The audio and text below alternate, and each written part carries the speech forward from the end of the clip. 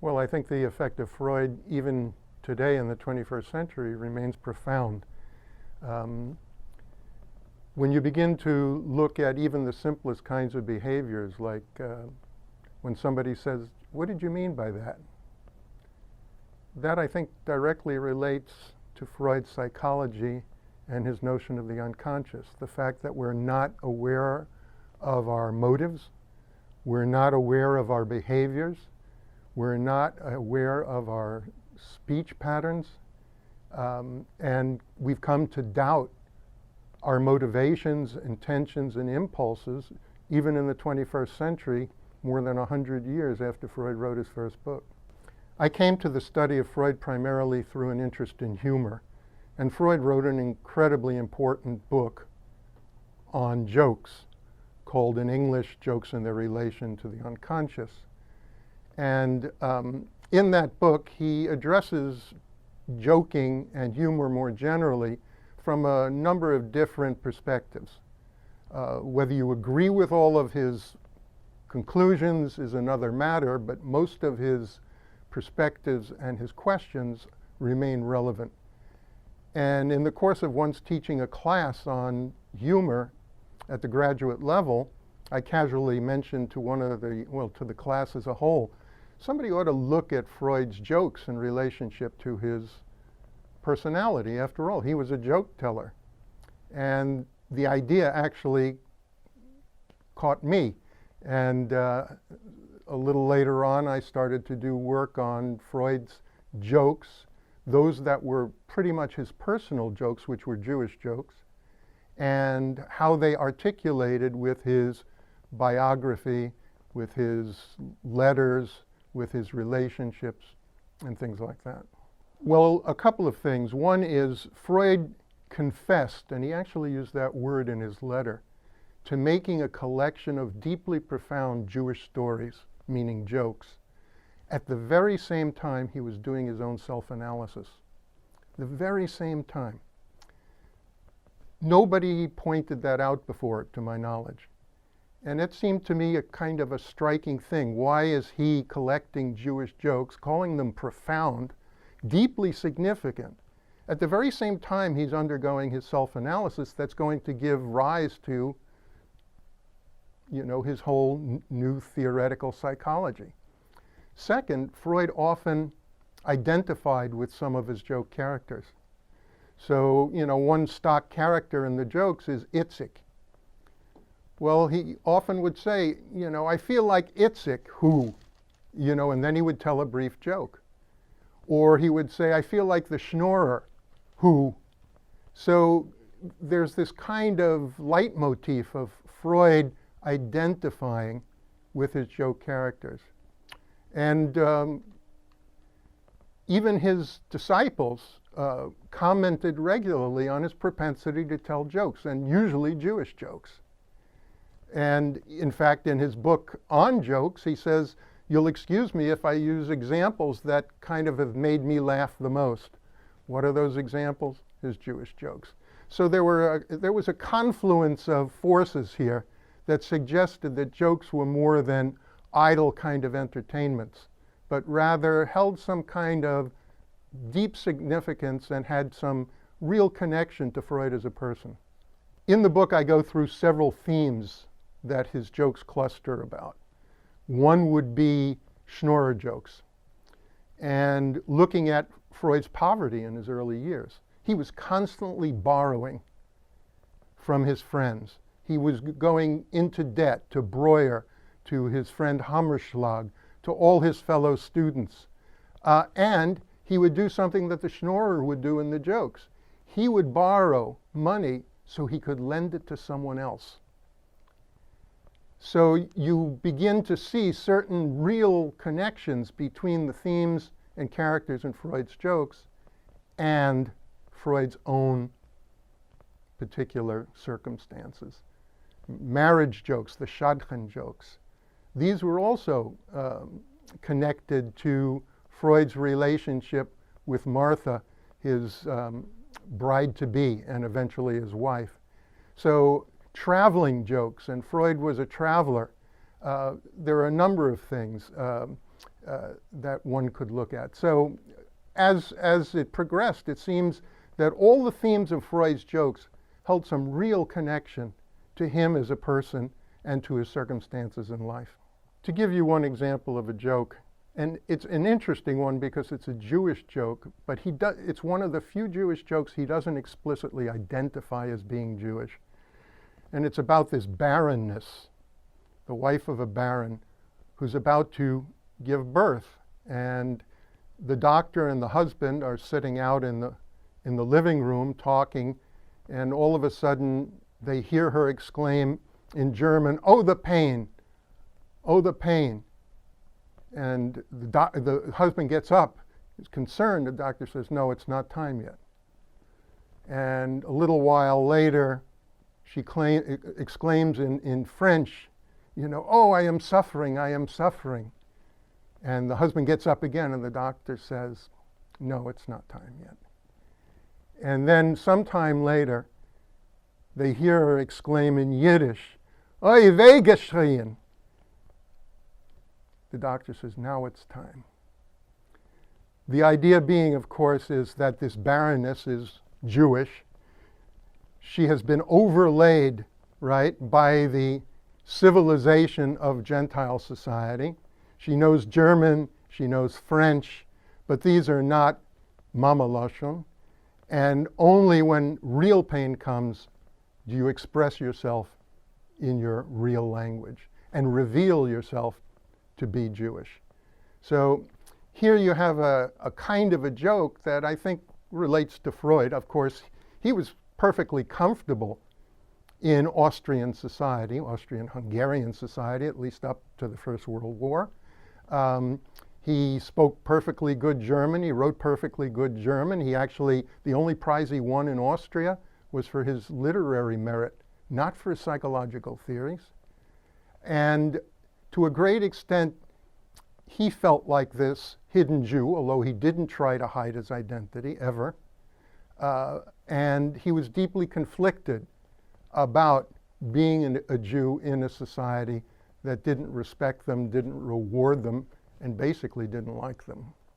Freud's Jokes and Their Relation to the Unconscious is a very important book, and no one who wants to do research on humor can do that research without having read it.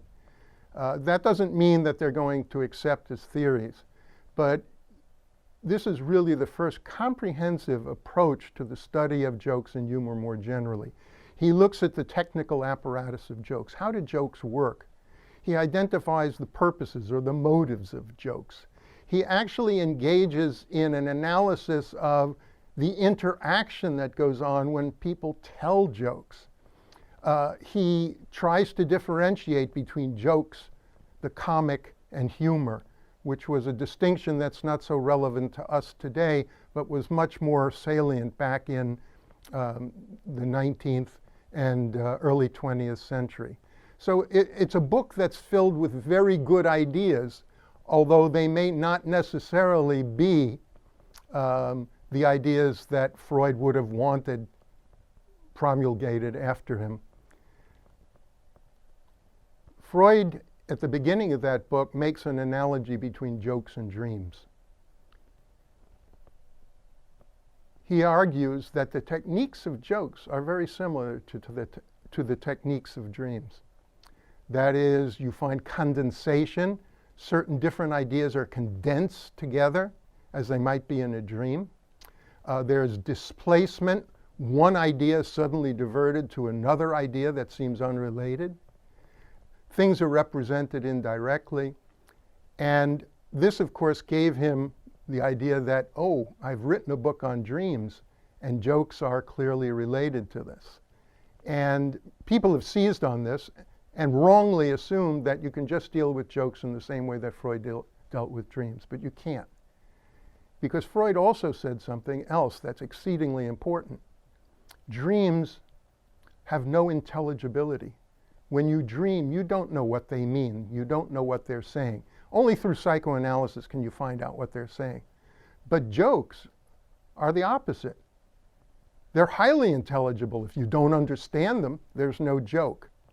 So there's also a very big difference between jokes and dreams that signifies an important theoretical difference that's often missed by people who simply assume that understanding Freud's work on dreams leads them to understand Freud's work on jokes. Anyone who's a good joke teller gains in their ability to socialize and to seem pleasant and improve the nature of intercourse.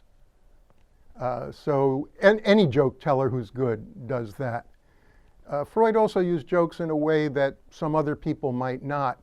He often used them as glosses. What I mean by that is they weren't told for their own sake, but told to illuminate a point that he was making. And in fact, in his psychoanalytic writings, you'll find when jokes appear in his writings, they're often to illustrate some kind of psychological point. When he wants to talk about egoism, he says, oh, it's like the peasants, the French peasants, where the husband says to the wife, if one of us dies, I shall move to Paris. And he uses that, to illustrate the idea of egoism, because here the guy can't imagine that it would be anyone else but his wife who might die first. So that kind of unconscious egoism was illustrated by a joke. When he wanted to make a point about how the individual is driven by forces that are not under that person's control, the deep psychological forces of the id, or what came to be called the id, das Es. He talked about Itzik the horseman, who's on a horse riding, galloping through the town, and somebody shouts to Itzik, Itzik, where are you going? And Itzik says, don't ask me, ask the horse. Again, to illustrate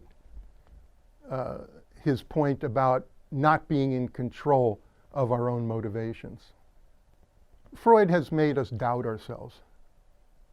He's one of the figures, a prime figure, but not the only figure, that has thrust doubt into the world in which we live. We have to remember that Freud came out of what we might today call a Victorian culture and Victorian sensibility. Freud was working in a milieu originally in which morality, which underpins society, was based upon a good heart, noble sentiments, affection. These were the things bound together basically in a Christian family, which was a bulwark against the forces of capitalism. And what did Freud's psychology do? He destroyed all of that. Again, not the only one. The forces of modernism were much larger than Freud, but Freud had an enormous impact. And in looking at the Victorian situation, even the Victorian family, all of a sudden the love of the family was basically motivated by the desire for incestuous relations and murder. All the Victorian sentiments were reduced to these terrible, awful, even evil motivations. And with that, you had the shattering of Victorian sensibility, a widespread shattering that we haven't recovered from today and probably will not. There are still elements in our society of Victorian sensibility, and you can see it in a lot of Hollywood movies. But the fact is, the first incursions were occurring in psychology, Freud, in art, and in anthropology, who were bringing alternate ways of viewing the world in front of people in Europe and America. With regard to anthropology, the early anthropology of the first decades of the 20th century, you think of Margaret Mead and her important book, Coming of Age in Samoa. There have been some serious questions raised about her field techniques and her data. But nevertheless, she had read Freud. Freud came to America in 1909, and Franz Boas was at those lectures that Freud gave, and other psychologists and important figures. Mead shocked America, for example, with her early book, Coming of Age in Samoa, where she described the sexual practices on Samoa and suggested that, in fact, adolescence was not necessarily a turbulent time, that sexuality was engaged in freely. There were no downsides to all of this sexual play that went on. This was a shock because it stood contrary to everything that had been assumed by American Victorian society and was so contrary to American Victorian values. Mead was strongly influenced by Freud. The very fact that she was looking at adolescent sexuality would not have happened had there been no Freud. She would never have thought to examine the question of adolescent sexuality without the kind of influence that Freud had. And we have to remember that Freud's biggest audience was America. It wasn't Europe. It wasn't even his own Austria. He had more influence in America, probably, than anywhere else in the world in the initial decades of his theorizing. To a certain extent, there's probably a connection between the 60s and the hippies. And the hippies, of course, were also reacting against a kind of bourgeois conception of sexuality. Of course, that bourgeois conception is a very old conception that's found in the Judeo-Christian ethic. Both the rabbis and the priests were busy suppressing sexuality. The body was evil. And the whole purpose of an individual who was religious in any way was to keep those sexual forces under control. Freud naturalized those forces.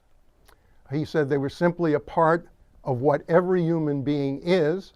He was not personally in favor of sexual liberation, where everything should run wild, but inevitably, that was probably the logical endpoint of some of his theorizing that was realized back in the 60s. And the 60s point of view towards sexuality was largely that what had gone on before was hypocrisy.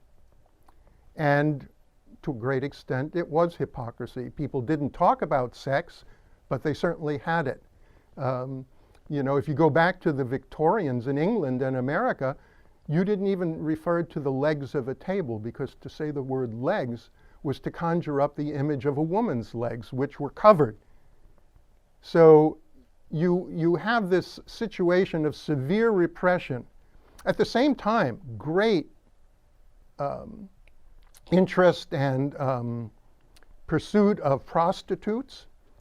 So there was this kind of hypocritical point of view. The Victorian gentleman may visit prostitutes, but you never spoke about it openly. So the hypocrisy had always been there. People denied their sexuality, at least in public. And the 60s, I think, to a certain extent, rebelled against that hypocrisy. Well, Freud's theories put sex and aggression, not only sex, and in some ways aggression may have been more fundamental, but sex more salient, in the front of and center of his theorizing. Freud never pretended to be a sexual liberationist. And Freud, of course, was not the only one to talk about sex in that period. And he cites others who were interested in sexual deviation and sexual practices, people who had written books on this that Freud made use of. So he wasn't out to realize some kind of way of life for himself through his theorizing. But he was aware that there was a repression and suppression of the topic of sex. And in fact, jokes were one way to get around that suppression. Because when you told a sexual joke, you didn't realize until the punchline that it was a sexual joke. And by that time, it was too late. So the joke was a way of evading a kind of social censorship that existed, and allowed people to bring up the topic of sex even in polite society, or politer society. Those jokes might not have been told about women, but men told them all the time. And it was understood, unlike a dream. You knew that a sexual joke was about sex. A sexual dream you might not know was about sex necessarily, but a joke you did know. And those kinds of things were used, and he argued that the joke was essentially a mask to allow you to express ideas that would have been unacceptable in polite society. A sexual joke that Freud mentioned, not a Jewish joke, was that, and he had to explain it because most people wouldn't get it. In fact, I wouldn't have gotten it had he not explained it. And he said, a wife is like an umbrella. Sometimes you take a cab. And what it means is that a wife is like an umbrella. It protects you against mild downpours. That is, mild downpours of sexual impulses. You can satisfy yourself sexually with your wife when the urge seizes you. But when the real urge seizes you, you need a cab. That is, a public vehicle. That is, a prostitute. So this was a joke that Freud explained and used in his book on jokes. But such a condensed joke, such a hard joke to decode, that he felt it necessary to explain it in some detail. I would imagine that most people would agree in confidence that they can't have the same sex with their wives that they can with another woman. You know, it reminds me of a joke that Freud didn't use, and that was the joke that these older couple, are having sex together in bed, and nobody's getting aroused, and nobody's reaching a climax, and the wife says to the husband, so you couldn't think of anyone either. So, I mean, jokes recognize realities and use those realities, even though they tend to be unspoken realities. Freud wasn't liberated, nor would he have claimed to be. He wasn't like Marx. Marx not only was a theoretician, but he was involved in a movement. Freud was a theoretician, and the movement that he established was a psychological and therapeutic movement, but it wasn't a liberation movement. That wasn't his concern. Freud's psychological theory is a theory of the individual. However, his theory, he would argue, applies to all individuals. So it's focused on the individual, but it is not limited to an individual or any particular group of individuals. So he claims it to be a universal theory. Whether it is or not a universally applicable theory, whether it is or not is another question. Freud did write about culture. But as a doctor, most of his data comes from his patients. These are individuals, and consequently, he's inspired by certain kinds of symptoms and certain kinds of results he gets in therapy by his contact with these particular individuals. So he doesn't have a laboratory, he doesn't have a bunch of psychology undergraduate students to run tests on. He's purely working out of his office. Nevertheless, he wrote some very important books on culture in general. For example, he wrote Totem and Taboo about religion, in which he argued that basically, among other things, religion was nothing more than a group neurosis. A very important idea. He wrote about religion again in The Future of an Illusion, in which he maintained basically that the idea of God is nothing more than an idealization of the parents. He wrote Group Psychology and the Analysis of the Ego, which was about mob phenomena and how people come to follow certain leaders in political or religious movements. So he had his eye on the culture as well as the individual, but his inspiration primarily came from the individual that he saw in his offices, and also from, very importantly, not only the scientific literature, but also literature itself. Fiction had a very profound influence on Freud. As someone who has written about jokes, I have used ideas that come out of Freud's work, which is not to say that I have adopted his orientation, his theoretical orientation in the analysis of jokes. But in the course of discussing things like jokes and other things, he's incredibly insightful. You know, you can read a lot of important theorists today who don't seem to have a lot of insight. They don't show you something you didn't see before. Freud is always showing you something you hadn't seen before, things that you hadn't even thought about before. One of the most prominent folklorists, which I count myself a folklorist, was Alan Dundas. Alan Dundas was one of the few folklorists to make extensive use of Freud's work. And one of the interesting things about Alan Dundas, about whom I wrote critiques and book reviews, is he always saw things that nobody else saw. And when you see things that nobody else sees, you define the problem that you have to solve differently. It's not the problem you thought you had to solve, it's actually a different problem. And to that extent, Freud defines things differently for us and sets us a different set of problems than what we originally thought the problems were. The motives of sex and aggression are old. Freud didn't discover sex and aggression. It's not very difficult to go back in time and see that people were in fact understanding human behavior in terms of both sex and aggression. You go back to Helen of Troy, for example. It doesn't take much to see that sex might have been a motivator there. And the response to the seizing of Helen of Troy was a massive aggression by the Greeks against the Trojans. So the idea that sex and aggression are motives is not new.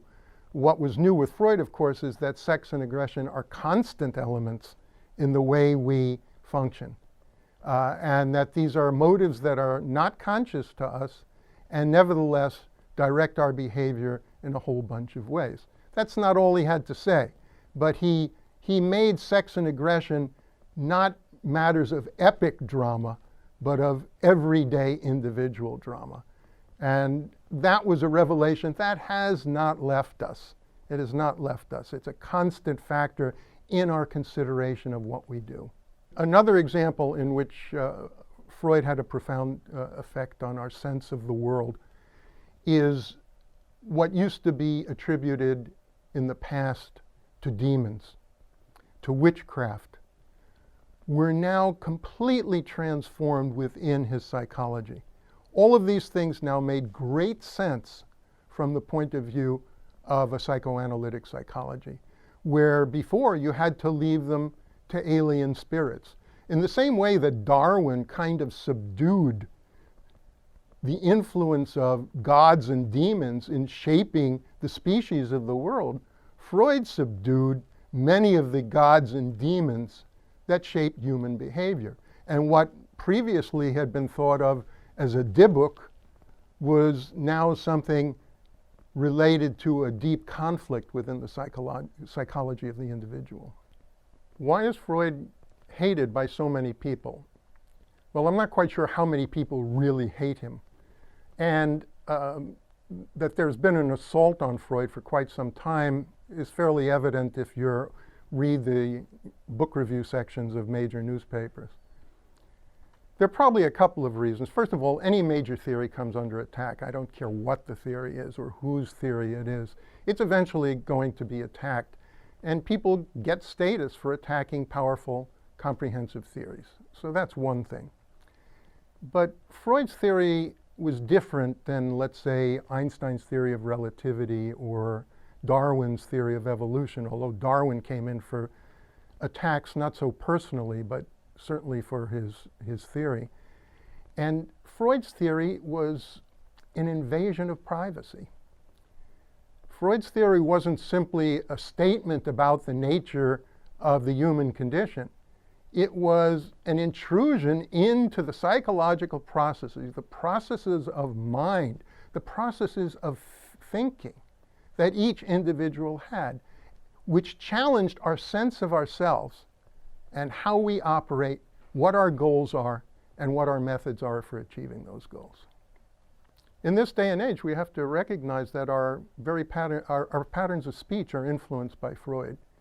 The word unconscious, repression, ambivalence, rationalization, defense mechanism, ego, these were all terms that essentially Freud introduced into our vocabulary and which we can no longer escape.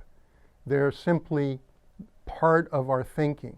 and it's hard to get through a serious conversation without eventually falling into a term or two that he really made central in conceptualizing the way humans think and work. My sense would be that the preoccupation that adolescents, for example, have today, and young adults with themselves, photographing themselves, documenting themselves, isn't directly attributed to Freud. Freud, of course, introduced another word. He didn't invent the word, but he introduced another word that became important, and that is narcissism. And that is the preoccupation with the self and the promotion of the self. But I don't think Freud is directly responsible for this kind of individual preoccupation with everything that they do and say. After all, Freud did focus on the individual, but each individual had a unique history, true, but that unique history was played out on a common template. That is, we all went through certain stages according to Freud, and that didn't depend on our history per se. We all had parents, and that didn't rest purely on our individual selves. So ultimately, he saw the individual as important. He focused on the individual, but I don't say that he essentially fomented this kind of individualism, which, by the way, has been prominent in American culture for a very long time, a very American phenomenon which may have spread to the rest of the world. If you look at Israel, for example, the ethos of Israel was socialism. The kibbutz, while it wasn't the demographically dominant form of existence, it was the ideological dominant form of existence in the early years of the creation of the State of Israel. That was socialism, not individualism. It was each according to his need, each according to his ability. Now, interestingly, there's an anecdote about Freud which I like, but I don't know that it's true. After World War I, somebody was explaining to him the communist revolution in Russia. And the person explained that first, all the institutions, all the models, all the positions will be torn down and everything will be destroyed. And then we will build a perfectly just and harmonious society in which all people are equal and everyone gets what they deserve. And Freud said, according to the anecdote, I believe the first part.